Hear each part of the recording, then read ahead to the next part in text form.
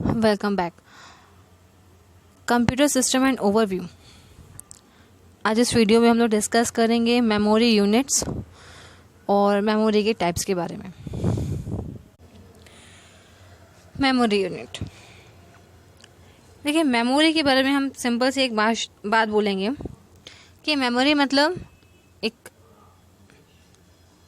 जगह जहां हम लोग कुछ समय के लिए यानी कि टेम्पररी और परमानेंट यानी कि हमेशा के लिए, या ये कहा जाए कि फॉर अ लॉन्ग टाइम, एक लंबे समय के लिए हम लोग वैल्यू को, डेटा को या जो भी वर्किंग कर रहे हैं उसको स्टोर करके रख सकते हैं। अब जब हम लोग किसी वैल्यू को स्टोर करके रखते हैं तो जैसे कहते हैं ना, किसी की मेमोरी पावर बहुत अच्छी है, उसको लॉन्ग से लॉन्ग आंसर भी बहुत आसानी से याद हो जाते हैं। किसी की मेमोरी पावर कम होती है कि उसको बहुत ज़्यादा लॉन्ग आंसर याद नहीं होते हैं, और अगर याद हो भी गए तो बहुत लंबे समय तक स्टोर नहीं कर सकते हैं।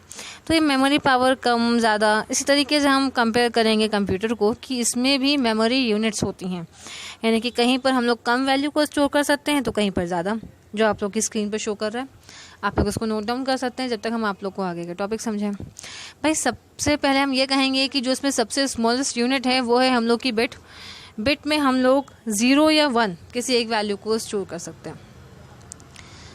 यूजुअली कहा जाता है कि हम लोग का जो कंप्यूटर है, जो मशीन है, उसकी भाषा है 0 या 1 में, यानी कि उसका पूरा जो वर्किंग होता है इंटरनली वो 0 या 1 में ही सारी वर्किंग को करता है। यानी कि एक लैंग्वेज जिसको कंप्यूटर समझ सकता है वो होती है सिर्फ मशीन लेवल लैंग्वेज। जैसे अब अगर आप लोग किसी दूसरी कंट्री के किसी मेंबर से मिलते हैं, पर्सन से मिलते हैं, अब आप लोग को उस कंट्री की भाषा तो आती नहीं, आप लोग को तो हिंदी आती है, इंग्लिश आती है, या जो भी भाषा आप लोग को आती है, आप लोग के आसपास बोली जाती है वो आती है। तो अब आप लोगों को कैसे पता चलेगा कि उसने क्या बोला? वो आपको अच्छा बोल के गए हैं, बुरा, आप लोगों को तो पता नहीं चलेगा। तो उसकी भाषा को समझने के लिए हम लोग को एक ट्रांसलेटर चाहिए होता है, यानी कि एक ऐसा पर्सन या एक ऐसी डिवाइस या एक ऐसा सॉफ्टवेयर जिसके थ्रू हम उसकी बोली हुई लाइन या उसकी लिखी हुई लाइन को हम लोग क्या कर सकें, कन्वर्ट करके उसको अपनी भाषा में समझ सकें। वैसे ही जैसे कंप्यूटर करता है। भाई कंप्यूटर में जब भी आप लोग काम करते हैं तो ज़्यादातर तो हम लोग उसमें इंग्लिश में ही लिखते हैं, और मैंने कहा कंप्यूटर समझता है सिर्फ 0 या 1 को। तो उसी तरीके से यहाँ पर भी लैंग्वेज ट्रांसलेटर या लैंग्वेज प्रोसेसर होते हैं जो कि आपकी लिखी हुई लैंग्वेज को, वैल्यू को अपनी भाषा यानी कि मशीन लेवल लैंग्वेज में कन्वर्ट करके अपने पास स्टोर करते हैं, और जब भी आपको देखना होता है तो वो उसको वापस आपको कन्वर्ट करके आपको रिटर्न करते हैं। ठीक है। लैंग्वेज ट्रांसलेटर का यूज़ हम लोग प्रोग्रामिंग लैंग्वेज में करते हैं। उसमें हम लोग का असेंबलर होता है, इंटरप्रेटर होता है और कंपाइलर होता है। इनके बारे में फिर किसी दूसरे वीडियो में हम लोग डिस्कस करेंगे जल्दी। आई होप आप लोगों ने जो मेमोरी यूनिट्स होगा उसको आप लोगों ने अच्छे से देख लिया होगा, या अगर नोट करना होगा तो आप लोगों ने नोट कर लिया होगा। अब हम लोग इसी टॉपिक को आगे बढ़ाते हैं। उसमें हम लोग पढ़ेंगे मेमोरी का क्लासिफिकेशन, यानी कि types of memory. Memory type के बारे में डिस्कस करें इससे पहले हमने यहाँ पर एक चार्ट के थ्रू आप लोग को शॉर्ट में समझाया है कि मेमोरी हम लोग की 2 पार्ट्स में है, इंटरनल मेमोरी, प्राइमरी मेमोरी या फिर मेन मेमोरी, और सेकंड है हम लोग का एक्सटर्नल मेमोरी या सेकेंडरी मेमोरी। इंटरनल मेमोरी में रैंडम एक्सेस मेमोरी यानी कि रैम और रीड ओनली मेमोरी यानी कि रोम आते हैं, जबकि एक्सटर्नल मेमोरी में मैग्नेटिक मीडिया या ऑप्टिकल मीडिया, या जिसको आप लोग आसानी से समझते हैं hard disk, pen drive, memory card, CD, DVD, ये सब हम लोग का सेकेंडरी मेमोरी में आता है।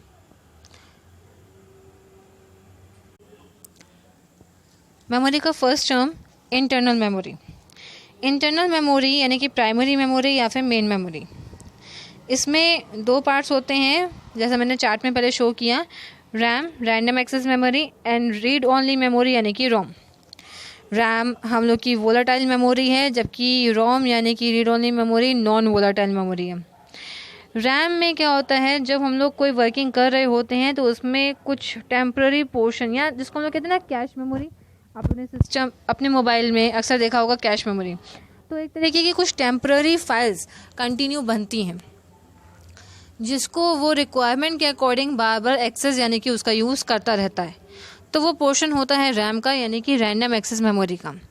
इसका लॉस ये है कि अगर आप लोग डेटा को सेव नहीं कर पाते हैं शॉर्ट में, या यूं कहें कि जैसे ही आपके सिस्टम की पावर ऑफ होती है या वो शट डाउन होता है, आपके जो कैश मेमोरी में पोर्शन था या फिर इस टेम्पररी मेमोरी में या रैम में जो भी वैल्यू स्टोर हो रही थी वो डिलीट हो जाएगी। दोबारा स्विच ऑन होने पर सिस्टम के वो शो नहीं करेगा।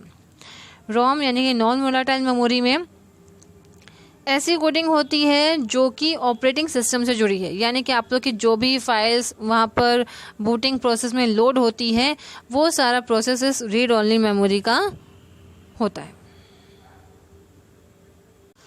एक्सटर्नल मेमोरी यानी कि सेकेंडरी मेमोरी। सेकेंडरी मेमोरी में हम लोग ये कह सकते हैं कि हम लोग इसमें हार्ड डिस्क का यूज़ करते हैं, सीडी का यूज़ कर सकते हैं, डीवीडी का यूज़ कर सकते हैं, पेन ड्राइव, मेमोरी स्टिक्स मतलब मेमोरी कार्ड्स का यूज़ कर सकते हैं, फ्लैश मेमोरी का यूज़ कर सकते हैं। तो आप लोगों ने इन सब का यूज़ कभी ना कभी तो करा ही है। तो इनका यूज़ होता क्या है, आप लोगों ने जो भी प्रोजेक्ट बनाया उसको स्टोर करके आप लोग पेन ड्राइव में ले गए या फ़ोन में स्टोर किया, तो फ़ोन में भी मेमोरी कार्ड में ही स्टोर होता है।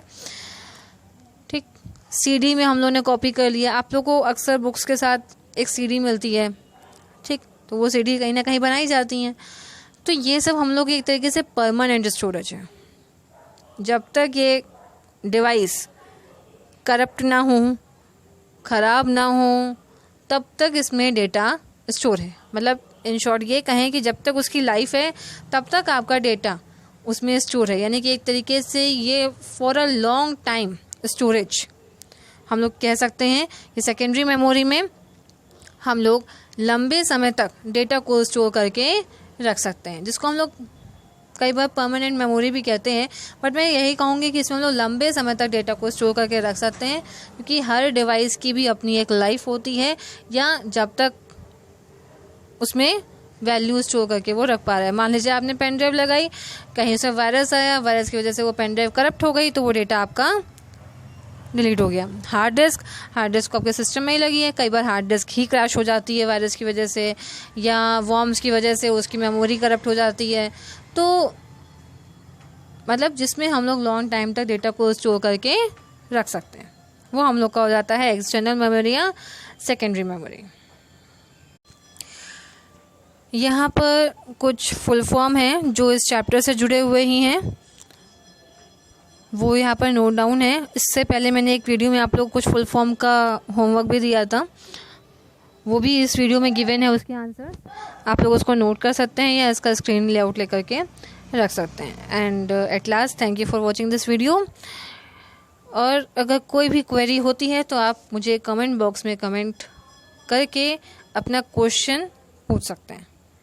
Thank you.